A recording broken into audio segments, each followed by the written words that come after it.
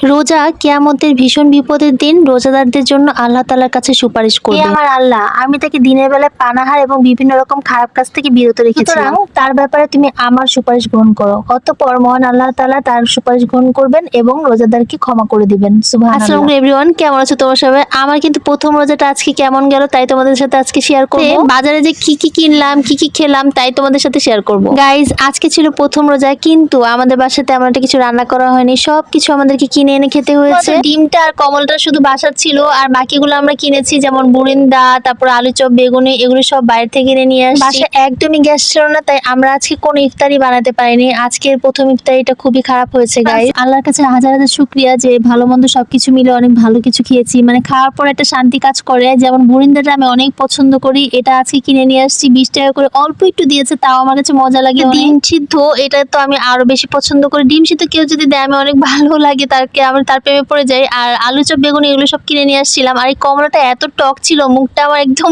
চুকে গিয়েছে, পরে লবণ দিয়ে খাওয়া শুরু করে দিয়েছি। মোটামুটি ইফতারি সেরে তারপরে একটু পরে আমরা রান্না করতে চলে আসলাম। তো দেখলাম যে মাগরিবের পরে একটু গ্যাস আসছে, তো অল্প একটু গ্যাসে এখন রান্না করা যাবে, তাই আমি ভাবলাম যে রান্না করি তখনই কিন্তু মুখে একটু উপটান দিয়ে নেই, যাতে স্কিনটা কালো হয়ে না যায়। চুলার তাপে কিন্তু অনেক সমস্যা হয়। যারা তোমরা অনেক বেশি চুলার কাছে থাকো তারা দেখবা এত বেশি ব্রাইট ছিলা, কিন্তু রান্না করতে করতে হালকা একটু কালো হয়ে গিয়েছো বা মেস্তা পড়ে যায় গালের মধ্যে, এরকম সমস্যায় ভুগতেছো, তারা অবশ্যই রান্না করার আগে অবশ্যই উপটান দিয়ে নিবা, তাহলে স্কিনটা প্রোটেক্ট করে। আমরা কিন্তু রান্না করতেছিলাম হচ্ছে কি দিয়ে, মটরশুঁটি দিয়ে তরকারি রান্না করতেছিলাম। মটরশুঁটি তরকারি আমার অনেক ভালো লাগে, আর মটরশুঁটি সবচেয়ে বেশি পোলাও দিয়ে রান্না করে খেতে ভালো লাগে। আর আমি এখানে তোমাদেরকে বলতেছিলাম যে আসলে তোমরা উপটান দিয়ে সবসময় রান্না বান্না করবা, তাহলে তোমাদের স্কিনটা ভালো থাকবে। আর এটা ছিল ইফতারি, আমাদের ইফতারি মুড়ি মাখা ছিল আমার বোন আর আমি খাচ্ছিলাম। আমি তেমন এই যে বুরিন্দাটা আমি একটু বেশি পছন্দ করি, তো বুরিন্দাটাও খেয়ে নিচ্ছিলাম। তো ইফতারি শেষ করে আমি এখন মটরশুঁটি বাজবো।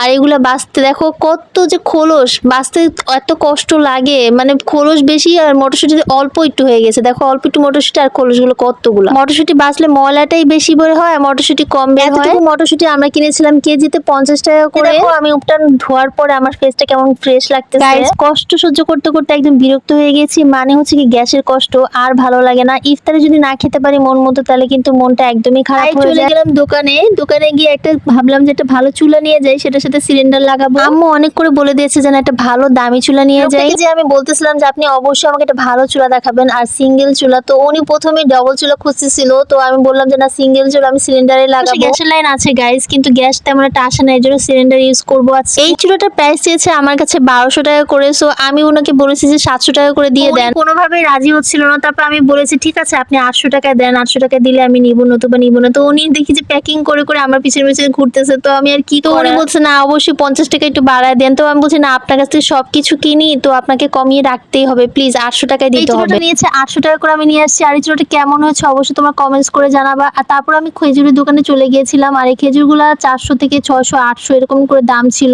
তারপর আমি এখানে দেখো 100 টাকার খেজুর ছিল। আমার কাছে আসলে যে 800 টাকার খেজুরগুলোই বেশি ভালো লাগে। আর এখানে যে আমি ভ্যাসলিন এটা নিয়েছিলাম, নিভিয়া, এই ক্রিমটার দাম পাইকারি দোকানে অনেক কমে পেয়েছি, তাই এটা নিয়ে নিয়েছি। ভ্যাসলিনটার দাম হচ্ছে 55 টাকা, তো পাইকারি দোকানে 45 টাকা করে রেখেছি। আলহামদুলিল্লাহ, প্রথম রোজা একটা চুলাই কিনে ফেলেছি। কালকে থেকে সিলিন্ডারে রান্না করবো বা ইফতারি সুন্দর করে খেতে পারবো। তোমরা আমার জন্য দোয়া করো, ভালো থেকো। আসসালামু আলাইকুম সবাইকে।